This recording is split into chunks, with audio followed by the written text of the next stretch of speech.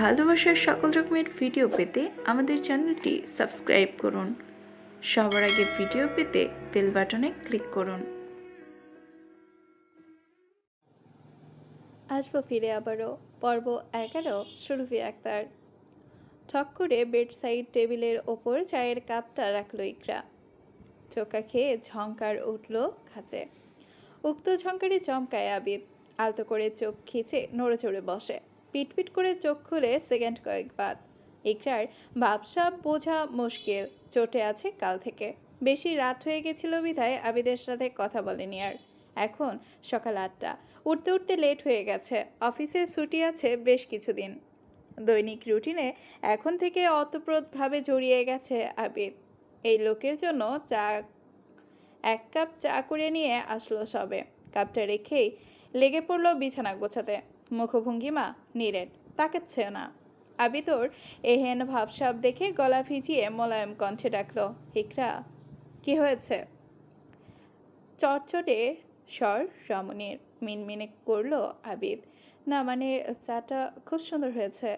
আপনি তো এখনো খাননি, না খেয়ে বুঝলেন কি করে? না মানে, কি না মানে? না মানে করছেন? না মানে আবার? ওহ, আপনি বসুন না আমার পাশে। কাল থেকেই রেগে আছেন, কথা বলছেন চটচট করে। ভালো লাগছে না এভাবে। আপনি না আমার মিষ্টি বউ। কোথায় একটু মিষ্টি মিষ্টি কথা বলবেন তা না তা নয়, আপনি পাত্তাই দিচ্ছেন না আমায়। ইকরা হাতের কাজ ফেলে ধপ করে বসলো আবিদের পাশে।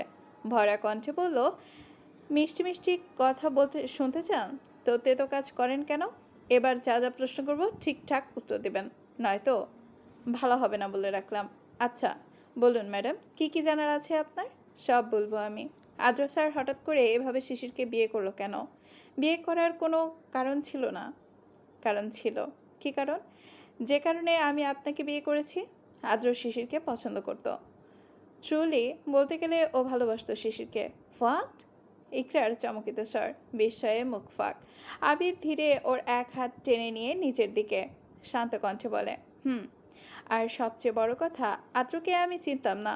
ও আমার কোনো পরিচিত ফ্রেন্ড নয়। ওর সাথে আমার পরিচয় এই কদিন আগে থেকে, শিশিরকে ঘিরে। কি বলছেন? উনি আপনার পরিচিত নয়? হুম। তবে ওকে চিনে ফেলেছি ভালো মতো। আমার মতোই একজনও প্রেমিক পুরুষ হুট করে প্রেমে পড়ে ফ্ল্যাট হয়ে গেছে। ইকরা উতলা হয়ে ওঠে, হাসফাস করে বলে, আবিদ একটু খোলসা করে বলুন প্লিজ, মাথা ঘুরছে আমার। ও মা, মাথা ঘুরছে কেন? আমাদের বিয়ের সবে একদিন, আমি এখনো কিছুই করিনি। আবিদের টিটকারি হয় স্যার, ঠোঁট কামড়ে হাসছে। লজ্জা পেলেও তৎক্ষণাৎ সামনে নিল ইকরা। লোকটার উদরে আলতো আঘাত করে বলল, মজা করবেন না, প্লিজ বলুন সবটা। হাসলো আবির। রমণীকে টেনে পিছু ঘোরালো। নিজস্ব প্রশস্ত বুকে সাথে হেলান দিয়ে বসালো তাকে। হিকরার পিঠ ঠেকলো আবিদের বুকে। লোকটা ওকে আরো অগোছালো আলগোছে আঁকলে নেয়। মেয়েটার মাথার চুলে হাত বুলাতে বুলাতে বলে হিমস্বরে, মাথা ঘোরাচ্ছে তো আরাম আমার বুকে থাকুন। এ বুকটা তো আপনার নামেই জারি করা। টলে পড়লে এখানেই পড়বেন প্লিজ। আপনার ভার বহন করার সাধ্য আমার আছে।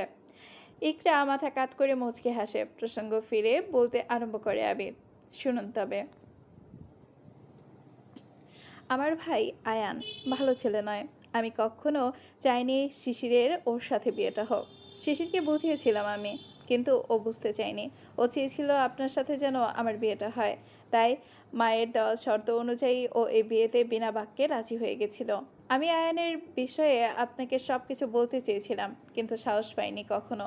যদি আপনি ভুল বুঝতেন আমায়, তখন তখন আপনাকে হারাতাম আমি। আমি এই ভয়ে বারবার চেষ্টা করেও কিচ্ছুটি করতে পারিনি।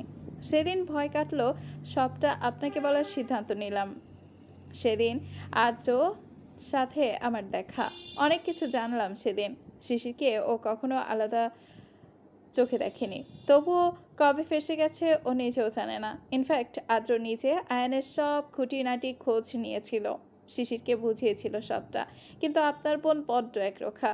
ওর সাথেও কিছুই বুঝতে চাইনি, ওর থেকেও কিছুই বুঝতে চাইনি আমি। তাই বাধ্য হয়ে আমার সাথে প্ল্যান করে এসব করিয়েছে ও। ইউনো শিশির বিয়ের শাড়ি গহনা সব আদ্র নিজে পছন্দ করেছে। সেদিন ছাদে নামের পরিবর্তে শুধু এ লিখতে বলেছিল এই কারণেই। আমার কাল বিয়ে হলো এসব প্ল্যানিং করা আগে থেকেই। সবচেয়ে ইন্টারেস্টিং বিষয় হলো আজের পরিবার বিনা দ্বিধায় সবটা মেনে নিয়েছে। একটা ফোন কল, এই এক কলেই সব মেনে নিয়েছে তারা, কোনো আপত্তি করেনি। দেখেছেন তো কাল? ইকরার আশ্চর্য মনে যায়, বাকরুদ্ধ হয়ে থম মেরে বসে রয়, মন দিয়ে শোনে সবটা। বিস্ময় গিলে প্রশ্ন করে পরক্ষণে, এসব প্ল্যানিং করে করা হয় কি করে? শিশিরের সাথে তো আয়ানের বিয়ে হওয়ার কথা ছিল, আয়ান আসেনি তাই এসব হলো। যদি আসতো তাহলে? আসতো না। এতটা জোর দিয়ে বলছেন কি করে? কারণ আয়ানকে সরিয়েছি আমরা, এক কথায় বলতে গেলে কিডন্যাপ করিয়েছি। হোয়াট? চমকে সরে আসলো ইকরা, দ্বিগুণ হতবাক হয়ে চাইলো বড় বড় চোখে। আবিদ আবার ওকে টেনে বুকের সাথে লেপ্টে নেয়, চুলের ভাঁজে ঠোঁট ছুঁয়ে বলে, আজের প্ল্যান ছিল এটাও। ও আসলে একটা মাস্টারপিস। আয়ানকে সরিয়েছে ও। কিভাবে সরিয়েছে সবটা না বলি, কিডন্যাপ করিয়েছে, আজ সন্ধ্যায় মধ্যে ছেড়ে দিবে। কিন্তু আয়ান আপনার ভাই, আপনি সবটা হতে দিলেন? হুম, অবশ্যই হতে দিলাম। শিশিরের জীবনটা তো বাঁচাতে হবে, নয়তো আপনি আমায় ক্ষমা করতেন না। এসব কি হলো? এসব করে কি হলো? আপনি আমার হলেন আর শিশির হলো আদ্রের। ইকরা হাঁপ ছেড়ে বলে, এতটা নাটকের কি প্রয়োজন ছিল? আদ্র যদি স্বাভাবিকভাবে বলতো তাহলে স্বাভাবিকভাবেই হয়ে যেত সবটা। খুব হতো। আপনি যেন খুব স্বাভাবিকভাবে মেনে নিয়েছিলেন আমায়। 1.5 বছর ঘুরেছি আপনার পিছু পিছু। 1.5 বছরে কতদিন হয় হিসাব আছে? তবুও পাত্তা পাইনি। বিয়ে করলাম, তবুও পাত্তা পাচ্ছি না। আপনার বোনও তো আপনার মতোই হয়েছে, পুরো খড়ের মতো খড়খড়ে মন। অনুভূতির ছিটেফোঁটাও প্রকাশ করেন না আপনারা। শিশির কখনো নর্মালি আদ্রকে মেনে নিত না। এভাবে আকস্মিক বিয়েটা না হলে কখনো আদ্রকে বিয়ে করতো না ও। কাল আপনি ওকে ভয় দেখিয়েছিলেন তাই বিয়ে করেছে, নয়তো করতো না কখনো। তাই অত সবের আয়োজন। আদ্র বেশ ভালো করে চিনেছে আপনার বোনকে, মানতেই হবে। আপনার বোন খুব লাকি। ইকরার তাকায় পূর্ণ দৃষ্টিতে, কিছুটা কপাল ফুলিয়ে বলে, আর আমি বুঝি লাকি নই? এই গোটা আপনিটাকে পেয়ে খুব লাকি আমি। আচ্ছা, তাহলে কষ্ট দিলেন কেন কাল? কি করলাম? দূরে ছিলেন, কথা বলেননি। ইকরার মুখ রাঙা হয়ে ওঠে, চোখ নামিয়ে বুকের কাছে সেপটে যায়, মুখ লুকিয়ে বলে নোয়ানো স্বরে, সরি। সরি শুধু? তাহলে অন্য কিছু চাই। আজ সুদে আসলে পুষিয়ে নেব, ওকে? আকস্মিক লজ্জা ভাবে মরিয়ে যায় মেয়েটা, আরও বেশি গুটিয়ে যায় লোকটার বুকের মাঝে। বাড়িতে নেই বেপরোয়া রোজও, সকাল থেকে নাগাল নেই তার। রাতে তো দেখলো, সকাল হতে না হতেই হাওয়া হয়ে গেল কোথায়। আদ্রও নেই। দুপুরের রান্নার আয়োজন চলছে। মেঘা, সাফা আর শিশির এক ঘরে ছিল এতক্ষণ। ক্ষণিকের মধ্যে খাবারের টেবিলে হাজির বাড়ির সকলে। 3 রমণীও একসাথে নিচে নামলো। তোফাইল কবির, তৌসিফ কবির আগে থেকেই বসে আছেন। মেঘা সাফার সাথে শিশিরকে দেখে মুচকি হাসলেন উভয়ই। বললেন তোফাইল কবির, বসো মা। শিশির বসতে ইতস্তত বোধ করে। মেহের টুকটাক কাজ করছে গিন্নিদের সাথে, আর ও এভাবে শুরু থেকে হাত পা গুছিয়ে বসে আছে, সেভাবে কথাও বলেনি কারোর সাথে। এখন কেমন অপ্রস্তুত লাগলো। রুবিনা কবিরকে একে একে তরকারির বাটিগুলো এনে রাখছেন টেবিলের ওপর। শিশির সব ভুলে পিছু পিছু নিতে নিতে মুখ খোলে নরম কণ্ঠে, আন্টি সাহায্য করবো আমি? তৎক্ষণাৎ থামলেন ভদ্রমহিলা, মৃদু হেসে বললেন, দরকার নেই, বসো তুমি, আমরা করে নিতে পারবো। পাশাপাশি বসলো 3 রমণী। আজও কখন এসেছে জানা নেই, নিচে নেমে সোজা চেয়ার টেনে বসলো সে। বাকিরাও বসে পড়েছে। আর চোখে তোলে আদ্র, দেখতে পায় শ্যামলিনীকে, টুকটুকে লাল একখানা শাড়ি পরনে, আঁচল টেনে রাখা সিঁথির মাঝ বরাবর। স্নিগ্ধ শোভন সে, প্রসাধনীবিহীন কোমল রমণী। চোখ নত তার, দৃষ্টি সরায় আদ্র, ডেকে বলে, মেঘ, পরশু থেকে ক্লাস শুরু ভার্সিটিতে, মনে থাকে যেন। আর আয় টুকটুকির বাচ্চা, তোরেও যেন মনে থাকে। এই আদ্র ভাইয়ার বাচ্চা, মনে আছে আমার। তুমি মনে রেখো ভালো করে, বিয়ে করেছো সেই চক্করে আবার ভুলে যেও না যেন। কটমট করে তাকাতেই ভেঙচি কাটলো সাফা, চোখ উল্টিয়ে ডোন্ট কেয়ার ভাব দেখালো। বিকেলের দিকে বাড়িতে মেহমান এসেছে গুটি কতক। আজের বিয়ের খবর ছড়িয়ে পড়েছে রাত পেরোতেই। আজের নানু বাড়ি থেকে ওর মামারা এসেছেন বউ দেখতে। শিকদার বাড়ি থেকেও এসেছেন সবাই। পুরো বাড়ি গমগমে অনেকের আবির্ভাব। হই হই পড়েছে পুরো। খোশ মেজাজের ড্রয়িং রুমে আড্ডা বসেছে। তবে আজের ঘরে ভিড় ছিল এতক্ষণ। শিশিকে পুরো ননির পুতুল সাজিয়ে বসিয়ে রাখা হয়েছিল। সবাই দেখছে ওকে। এখন ঘর ফাঁকা। স্বস্তি পেয়েছে মেয়েটা। কতগুলো অচেনা অচেনা মানুষের সামনে ইতস্ততায় জড়িয়ে যাচ্ছিল। বিরক্ত লাগছিল ভীষণ। এখন হাত ছেড়ে বাঁচল। ঘর ফাঁকা হতেই শাড়ির আঁচলটা টেনে সরালো মাথা থেকে। অভ্যাস নেই শাড়ি পরা। তার উপর কাল থেকে শাড়ি পরেই থাকতে হচ্ছে। গা ম্যাচ ম্যাচ করছে। বিরক্তি এসে যাচ্ছে শাড়ি সামলাতে গিয়ে। মুখ কুচকালো ওর। বিছানা থেকে নেমে এলোমেলো কুচিয়ে ঠিক করে নিল। আঁচলের ভাঁজ করে কাঁধে তুলল। এক গ্লাস পানি ঢেলে এক চুমুকে পানিটুকু পুরোটা শেষ করলো। ফাঁকা করলো গ্লাস। আজও ঘরে ঢুকে এমত অবস্থায় আভাস পেয়ে চকিতে চায় শিশির। তৎক্ষণাৎ চোখাচোখি হয়। আজও বেরিয়েছিল বোধহয়। অনেকক্ষণ ধরে দেখা মেলেনি। দুহাত জুড়ে বেশ কতগুলো শপিং ব্যাগ। শিশির চোখ শুরু করে তাকায়। এগিয়ে গিয়ে ব্যাগগুলো বিছানার উপর রাখে আদ্র। বলে গম্ভীর গলায়, কিছু ড্রেস আছে এখানে। সবসময় শাড়ি পরে থাকতে হবে না। আপাতত এগুলি দিয়ে চালিয়ে নাও। পরে সাথে নিয়ে গিয়ে শপিং করিয়ে আনবো। ব্যাগগুলোর দিকে তাকায় শিশির। মুখশ্রী শিথিল হয়ে আসে। তবে কিছু একটা বলতে গিয়ে থেমে যায়। লোকটার সাথে কথা বলেনি কাল থেকে। এখনো অপ্রস্তুত সে। ওর না বলা কথাটা যেন বাঁকা চোখে তাকিয়ে বুঝে নিল আদ্র। বলল একই স্বরে, বউ হয়েছে বলে সবসময় শাড়ি পরে থাকতে হবে তা নয়। বাধ্যবাধকতা নেই কোনো। কমফোর্টেবল থাকো, কেউ কিচ্ছু বলবে না। মেঘ ওরা নর্মালি থাকে। মানিয়ে নিতে শেখো। তার আগে আমাকে মানো। আমাকে মানলে মানিয়ে নিতে সমস্যা হবে কম। বলেই ঘর থেকে বেরোতে চায় সে। কিছু একটা মনে পড়তেই আবারও থমকায়। পকেটের ওপর হাত রাখে। আরও কিছু একটা আছে। আশাকে হঠাৎ চোখে পড়ল। কেন যেন মনে হলো নিয়ে আসা প্রয়োজন, তাই নিয়ে আসলো। খেয়াল আসতেই পিছু ফিরল আদ্র। ধূপধাপ করে সোজা গিয়ে থামলো শিশিরের সামনে। আকস্মিক আজও এমন করে কাছে আসতেই বেখেয়ালি পিছিয়ে যায় শিশির। তড়াক করে চোখ তুলে তাকায় লম্বাটে লোকটার মুখ বরাবর। চোখাচোখি হয় পুনরায়। আজের চাহনি গাঢ় তীক্ষ্ণ। অস্বস্তি হয়। কালকের কথা মনে পড়ে। কাল সে ব্যালকনিতে ঘুমিয়ে পড়েছিল, অথচ সকালে নিজেকে আবিষ্কার করেছে বিছানায়। কি করে আসলো কে জানে, তা বুঝতে বাকি রয়নি। মনে পড়তেই চোখ নামায় মেয়েটা। তিরস্কার ফিরিয়ে নেয় মুখ। হাত দুখানা কচকচ করছে শাড়ির আঁচলের এক কোণা চেপে ধরে।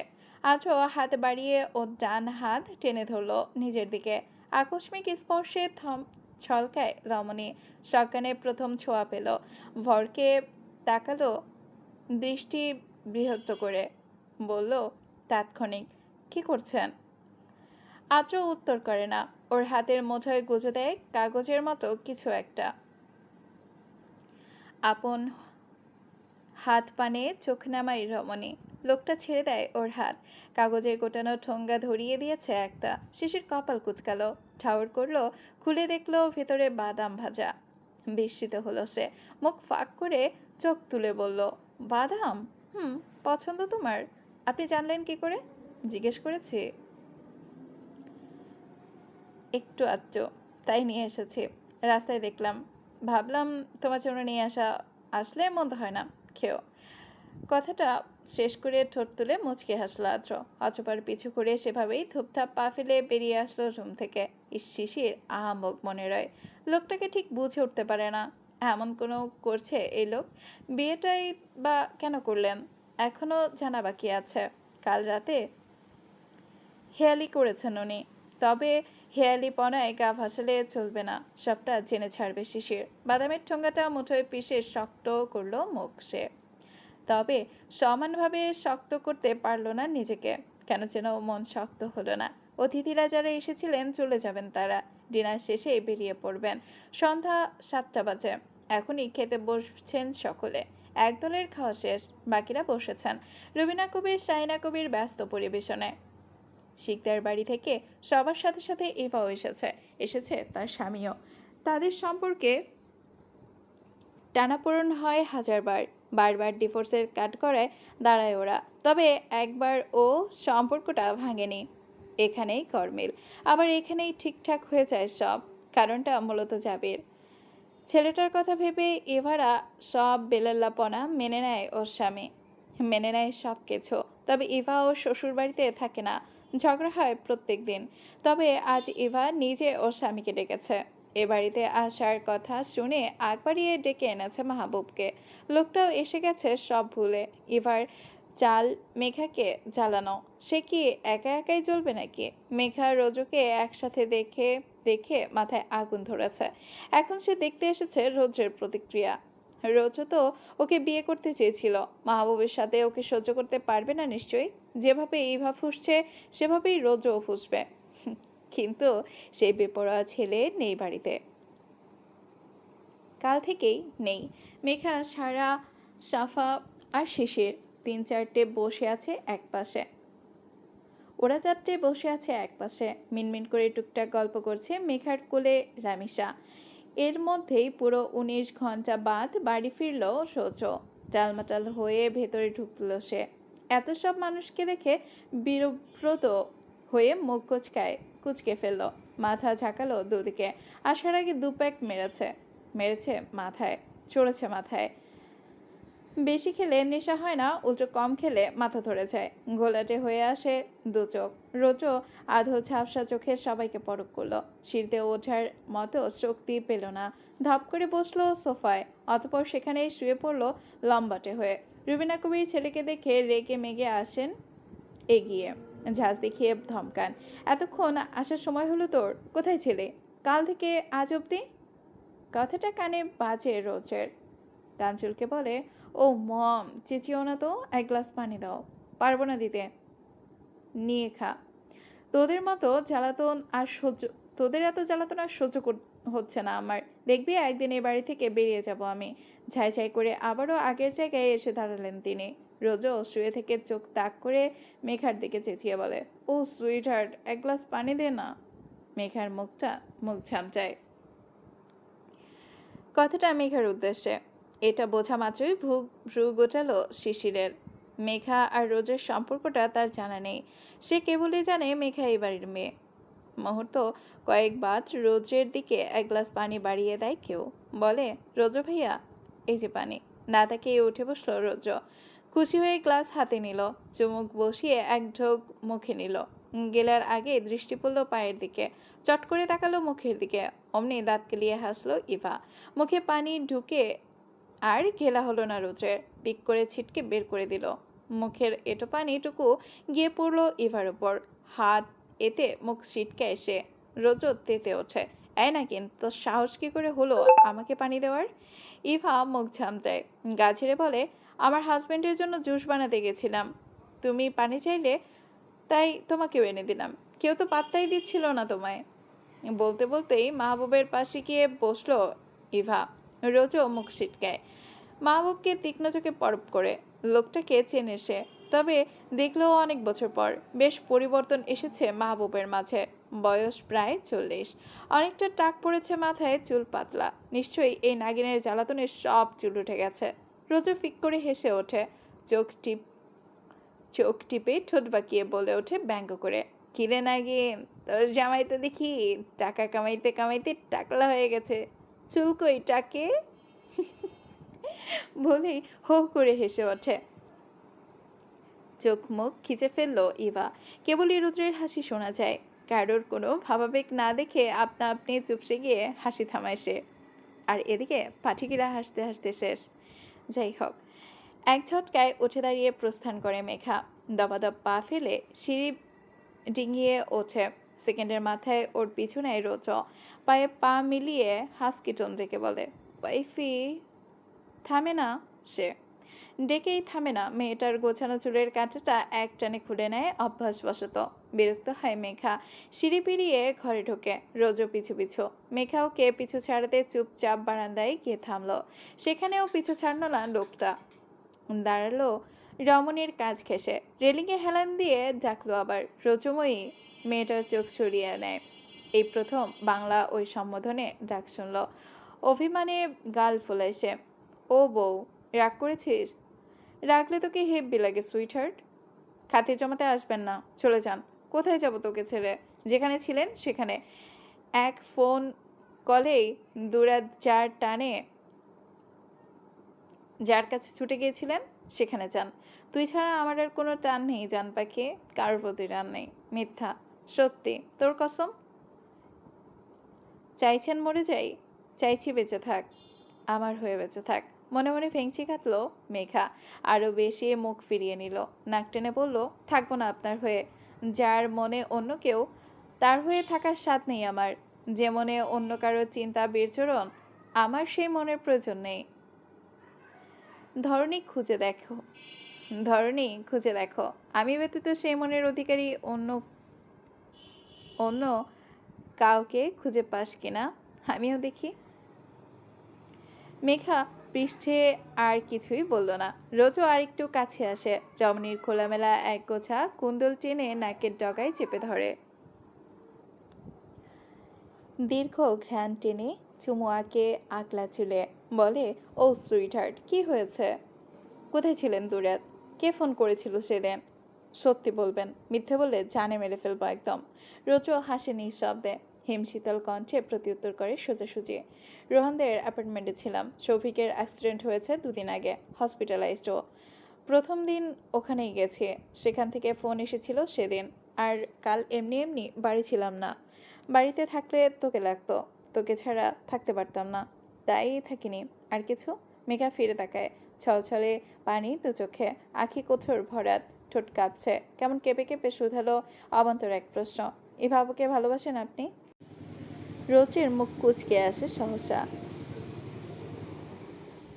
নেশার টাল ভাব উড়ে যায়, জলসর করে ফেলে চোখ মুখ।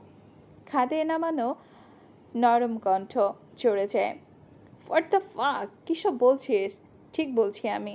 ইভা আপুকে এখনো ভুলতে পারেননি তাই না? মনে পড়ে তার কথা? যাকে কখনো মনেই পড়েনি তাকে ভোলার প্রসঙ্গ হাসছে কোথা থেকে? আর আলাদা করে মনে পড়বেই বা কেন? উল্টোপাল্টা বকবি না একদম। আমি বকছি না উল্টোপাল্টা, যা বলছি একদম ঠিক বলছি। আপনি চলে যান আমার কাছ থেকে, কখনো আসবেন না আমার কাছে। ওই ইভা আপুর কাছে যান আপনি। আপু যদি ডিভোর্স দেয় তাহলে তো সুবিধা আপনার, চান্স পাবেন একটা। প্রথম প্রেম সে আপনার, বড্ড জ্বালা দেয় প্রথম প্রেম। যান, জ্বালা মেটান গিয়ে। মেঘা কাঁদো কাঁদো ঝেড়ির স্বর, কণ্ঠ কাঁপছে অনবরত। রোজও রেগে যায়, কোনোই চেপে ধরে ওকে টেনে আনে নিজের দিকে। নমনীয় ললিতাঙ্গ আশ্রে পড়ে রমণীর, চিবিয়ে হিসিয়ে ওঠে রোজও। এভারা, রাগাবি না আমায়। এক আর একবার উল্টোপাল্টা কথা বললে থাপ্পড় খাবি, বলে রাখলাম। ওষ্ঠ উল্টায় একবিংশে, ভেজা চোখ নামায়, গাল দিয়ে পানি গড়ায় চুপচাপ। কেন যেন কষ্ট হচ্ছে বুকে, হাহাকার লাগছে। রোজকে সহ্য হচ্ছে না অন্যের সাথে। আজগুবি চিন্তা হানছে মস্তিষ্কে। একে ওকে এভাবে কাঁদতে দেখে ছটফট করে ওঠে রোজ, সোজা হয়ে দাঁড়ায়, কোমর বাঁকিয়ে ঝুঁকে আসে। রমণীর উচ্চতা বারংবার ঝুঁকে মুখ পানে গাঢ় দৃষ্টিপাত করে, বিচলিত হয়ে দুহাতের আজলায় মুখশ্রী আগলে নেয়, বলে উদ্বিগ্ন স্বরে, এই ইভারা, কি হয়েছে জান? ভুল বুঝছো আমায়? কি বলেছে শুনি? আমার সুইটহার্ট হঠাৎ এসব কেন বলছে? মেঘা নাক ফুলিয়ে অভিমানী কণ্ঠে অভিযোগ করে, কেউ কিচ্ছু বলেনি। আমি সব জানি। বউ পালিয়ে গেছিল বলে আপনি নেশার ঘরে বিয়ে করেছেন আমায়। বিয়ে তো করতে চেয়েছিলেন ওই ইভা আপুকে। এখনও টান আছে ইভা আপুর ওপর, তাই না? রমণীর অভিযোগে আড়ালে লুকিয়ে থাকা ভাবটুকু বুঝলো বেপরোয়া যুবক। আলগোছে চোখের কার্নিশ মুছিয়ে দিল, মুচকে হাসল সপ্তপর্ণে। রমণীকে নিজের বক্ষের আবডালে টেনে নিয়ে বলল, ইভা নয়, আমি আমার ইভারাকে বিয়ে করতে চেয়েছিলাম। তোমাকে চেয়েছিলাম আমি। You know, Ivara means gift of God, and you are my gift of God, my Ivara, my first love. মিথ্যে বলছেন। আমি আপনার প্রথম ভালোবাসা হতে পারি না। আপনার প্রথম ভালোবাসা তো আপনার ওই খালাতো বোন। তুমিই আমার প্রথম ভালোবাসা, আমার ইভারা, আমার জান, আমার প্রাণ পাখি, আমার সব কিছু তুমি, শুধু তুমি সুইটহার্ট। কেবলই তুমি আর তুমি, তুমিতেই আমার সব। এই রোজের রোজময়ী তুমি, আমার অবাধ্যতাকে রুখে দেওয়ার হাতিয়ার তুমি। সুইটহার্ট তুমি আমার, প্রপার্টি তুমি আমার, আমার মিষ্টি বউচান। ভালোবাসি বউ, শুধু শুরু থেকেই ভীষণ ভালোবাসি। আহ্লাদ পায় একবিংশে, বাচ্চাদের ন্যায় আদুরে হয়ে ওঠে আদুরে আলিঙ্গনে। নিমিষেই ভুলে যায় সব অবাধ্যতা। লোকটার বুকের সাথে লেপ টিকিয়ে জ্যাকেটের একাংশ খামচে ধরে, বলে মিনমিন করে, আপনি জোর করে বিয়ে করেছেন আমায়। জোর করে বিয়ে না করলে তোকে এভাবে নিজের করে পেতাম না। তৎক্ষণাৎ কোমল প্রত্যুত্তর। মেঘা বোঝে না মানে, আবার বলে একই টোনে, আমাকে তো চিনতেন না, নেশায় ছিলেন। চিনতাম, নেশায় ছিলাম না। বিয়ে করলেন কেন? ভালো লেগেছিল তোকে। শুধু ভালো লেগেছিল? না, ভালোবেসেছিলাম। কি করে? কবে? তা তো জানি না, শুধু জানি ভালোবাসি ভালোবাসি ভালোবাসি ভালোবাসি। ভীষণ ভালোবাসি আমি আমার ইভারাকে। সেই শুরু থেকেই ভালোবাসি। যবে থেকে দেখেছি তবে থেকে ভালোবাসি, শুধু বেশি ভালোবাসি। আই লাভ ইউ ইয়ার। একটু বোঝার চেষ্টা কর। অনেক বেশি ভালোবাসি তোকে। নাটক করছেন? সত্যি, ট্রাস্ট মি। তাহলে 5 বছর আগে আমাকে ফেলে রেখে চলে গেছিলেন কেন? এই 5 বছরে একবারও মনে পড়েনি আমার কথা? এখন ফিরে এসে সত্যি নাটক করছেন? ওকে। জড়ানোর গভীরতা বাড়ল রৌদ্র। দোহাতে যতটা সম্ভব শক্ত করে জড়ালো। চোখ বুজে তপ্ত শ্বাস ফেললো, ঠান্ডা উত্তর করলো, আমার মনটাই তো ফেলে রেখে গেছিলাম তোর কাছে। আলাদা করে আর কি মনে করব? যদি জানতিস কতটা ছটফট করে কাটিয়েছি এই 5টা বছর, তাহলে এখন ফিরে আসার পর এভাবে আর কষ্ট দিতিস না আমায়। আমি আপনাকে কষ্ট দিয়েছি নাকি আপনি আমাকে দিয়েছেন? তছনছ করে দিয়েছেন আমার জীবনটা। আপনি জানেন আমার বিষয়ে কিছু? চেনেন নাকি চেনেন আমায়? এই তো এত এই এতগুলো বছর ধরে কেন পড়ে আছি আপনাদের বাড়িতে, তা জানেন? জানার চেষ্টা করেছেন কখনো? ফিরে এসেও কষ্ট দিয়েছেন আমায়, বারবার আঘাত করেছেন। আপনি জানেন এই জগতে আমার কেউ নেই। আপু নেই, আম্মু নেই, বড় ভাইয়া নেই, বড় ভাইয়া নেই, ভাইয়া নেই। সবাইকে হারিয়েছি ছোট্টবেলায়। আগুনে পুড়ে মরেছে সকলে। একলা করে রেখে গেছে আমায়। কেউ নেই আমার। সবাই আমাকে রেখে চলে গেছে, শুধু ভাইয়াও চলে গেছে। আর আছে শেষে দাদুমণিও। থাকার জন্য একটা বাড়ি নেই। একটা ছিল, আমি আর দাদুমণি থাকতাম ওখানে। কিন্তু যেদিন আপনি আমার জীবনে আসলেন, সবটা এলোমেলো হয়ে গেল সেদিনের পর। খোঁজ নিয়েছিলেন, আর সেদিনের পর সেদিনের পর 2 দিনের মাথায় দাদুমণিও চলে গেছে। আমি একলা হয়ে গেছিলাম পুরো। কই, আপনাকে তো পাশে পাইনি। আপনিও আমাকে একলা রেখে চলে গেছিলেন। কেন গেছিলেন আপনি? গেছিলেন যখন, তখন ফিরে আসলেন কেন? কেন এভাবে দুর্বল করে দিলেন আমায়? কেন? কেন? আমি তো ঘৃণা করতাম আপনাকে। তাহলে কেন এত কষ্ট হয় আমার? চলবে আগামী পর্ব পেতে আমাদের সাথেই থাকুন। আর এই পর্বটি কেমন হয়েছে জানাবেন কিন্তু। রোজের দুষ্টুমিগুলো কেমন লেগেছে আপনার কাছে আমাকে জানাতে ভুলবেন না।